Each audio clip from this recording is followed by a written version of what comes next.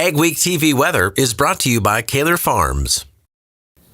One thing is different about this summer than the way I was expecting it to turn out is that we have not seen the areas of extremely dry conditions over the northern plains expand in the way that I was really expecting them to, largely because in July we just had a lot of rainfall, and that's also knocked down the temperatures a bit. And with the pattern setting up for August, I think again we're going to see a little less of the hot weather into the northern plains than I was expecting.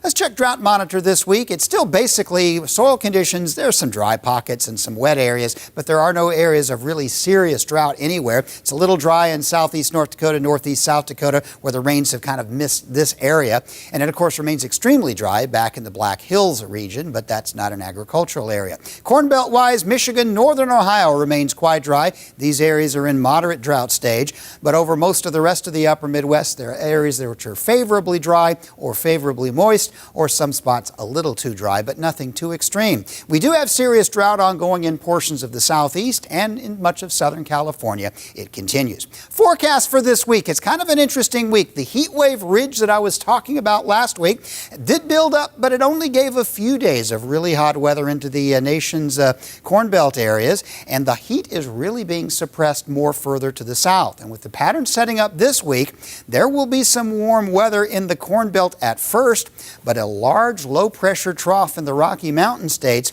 will keep sending that hot weather a little further southward. So first part of the week, it's going to be warm across the Corn Belt, but then we'll start experiencing some cooling, and the hot weather will drop southward. Mild weather will come into the northern plains, and it may stay for a while. So we're not going to see as much hot weather, at least through the middle part of August in the north, than I have been anticipating. Here's your forecast then. This week, dry weather will continue out west. Now, the areas which are clear, that doesn't mean there won't be any rain. It just means kind of normal, scattered, unpredictable stuff. What I'm talking about here is for stormy, is for some areas of concentrated heavy rains, the Gulf Coast area, and I think parts of southern Minnesota, maybe northern Iowa through the Great Lakes is looking fairly stormy for this week. The temperatures will start out fairly warm in the Corn Belt and High Plains, but as that low pressure area begins to take over, it's going to turn fairly mild here across the northern plains. The second week, also really not looking that hot. I think the really hot weather will drop down south, and as far as rain, it'll continue to be stormy along the Gulf. There will be areas of the northern plains that will remain fairly stormy. Subtropical moisture coming into the southwest will bring some rains to places like Arizona,